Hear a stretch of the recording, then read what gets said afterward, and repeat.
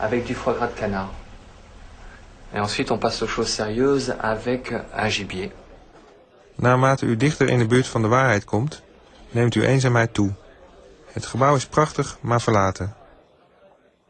U loopt door de lege zalen die de echo van uw stappen weerkaatsen. Denk eraan. In de kern van de zaak bent u al dood. U staat nu, oog in oog, met de eeuwigheid. Maintenant, j'écris uniquement pour renouveler l'expérience. Ça devient plus classique. On écrit parce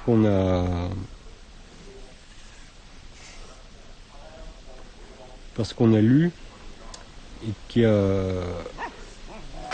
certaines choses existant dans le monde qui n'existent pas dans les romans qu'on a lus. On essaye de faire une mise à jour en quelque sorte, une mise à jour de la description du monde, qui n'est pas le même que le monde de Balzac, qui n'est pas le même non plus que celui de Proust. Au Scribe, hôtel Scribe, il y a un très beau restaurant au sous-sol. Vous pouvez aller... Ah non monsieur, non, je suis désolé, je ne sais pas leur coordonner. Vous pouvez aller à l'Espadon, le restaurant de Ritz, c'est très bien. Voilà. Ne recherchez pas la connaissance pour elle-même. Tout ce qui ne procède pas directement de l'émotion est, en poésie, de valeur nulle. Il faut bien sûr entendre émotion au sens large. Certaines émotions ne sont ni agréables ni désagréables.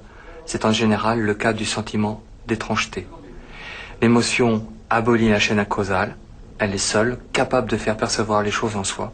La transmission de cette perception est l'objet de la poésie. Est-ce que vous êtes d'accord avec lui? Sans commentaire. Formidable. Merci. Vous aimez Houellebecq? Oui. Des choses comme ça? Oui. Vous aimez... Le côté un peu caustique, le côté un peu perverse, montrer vraiment la nature de l'homme tel qu'il est. Tel qu'il se... Parce qu'en fait, il montre vraiment l'homme dans sa véritable personnalité. Et peu d'auteurs le font. Il est très honnête. Il est très honnête. Avec ses qualités et ses défauts. Aimer, ne pas aimer, le côté perverse, le côté généreux, le côté amoureux. Vous passerez inaperçu de la postérité, aussi inaperçu que vous l'étiez de votre vivant. Fussiez-vous le plus parfait génie, il vous faudra laisser une trace et faire confiance aux archéologues littéraires pour exhumer le reste. Encore ? Cela peut rater, cela rate souvent. Vous devrez au moins une fois par jour vous répéter que l'essentiel est de faire son possible.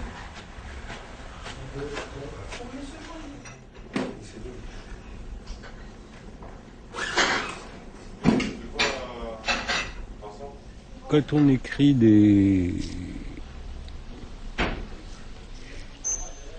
des choses assez désespérantes, comme c'est parfois mon cas, évidemment c'est plus difficile. Parce que les gens vont pas vous dire, moins souvent, oui j'aime votre livre parce qu'il m'a fait un bien fou en le lisant, il m'a redonné confiance, etc. Non, moi je peux pas prétendre à ça en fait. Quand on écrit des choses désespérantes, le fait que la forme soit belle devient indispensable, sinon on s'en sort pas, quoi. Voilà les 1, 2, 3, 4, voilà, je me boucle mon retour direct antenne. Voilà, ça passe très bien. 1, 2, 3, parfait. Ok. Voilà. Bonjour mon camarade. Radio France, voilà.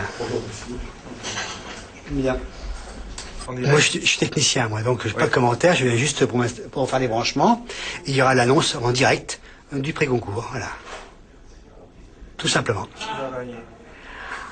Je sais pas. Vous avez une préférence?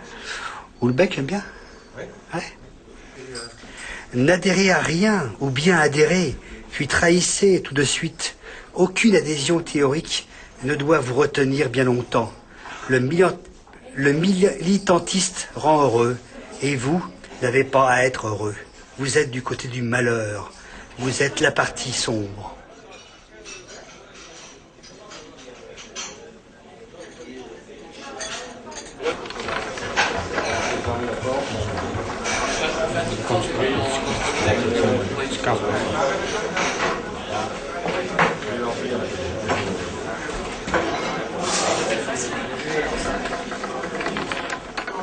sais pas pourquoi on débute. Hein.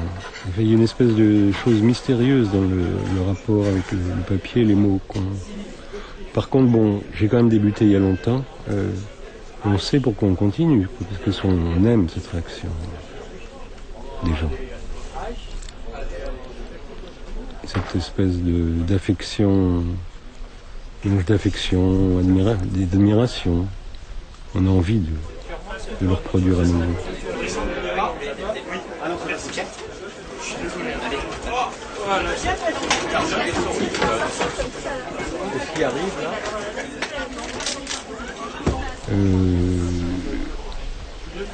Donc j'ai besoin de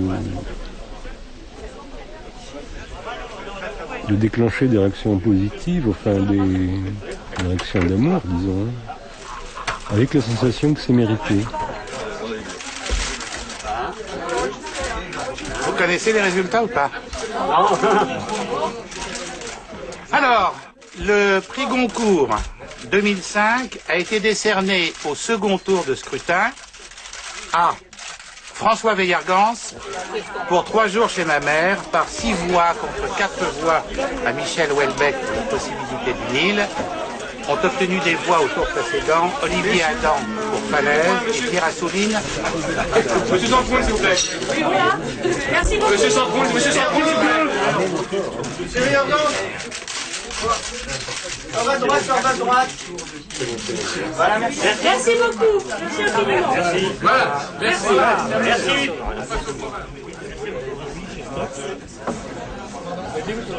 Mais le but est le même, hein, c'est de déclencher un feedback positif et mérité.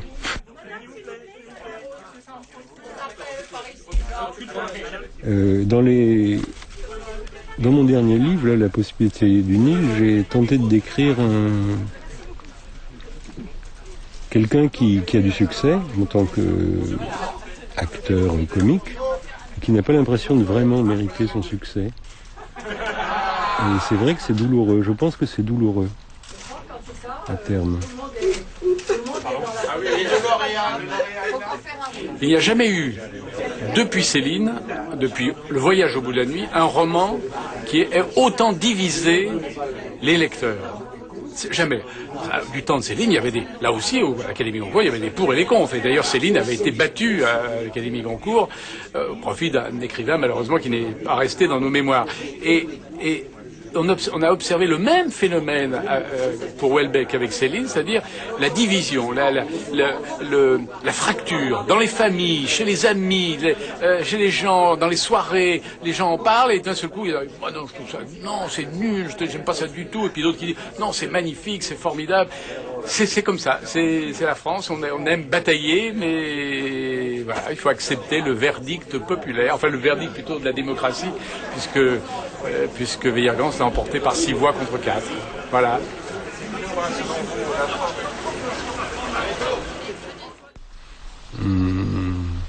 Disons que il est indispensable d'être content de soi, mais ça ne veut pas dire qu'on écrit pour soi.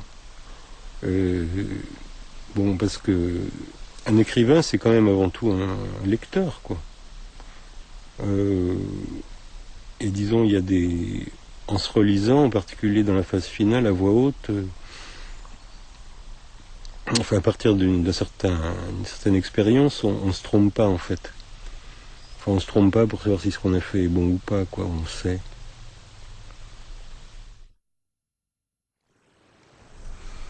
Je me baignais longtemps, sous le soleil comme sous la lumière des étoiles, et je ne ressentais rien d'autre qu'une légère sensation obscure et nutritive.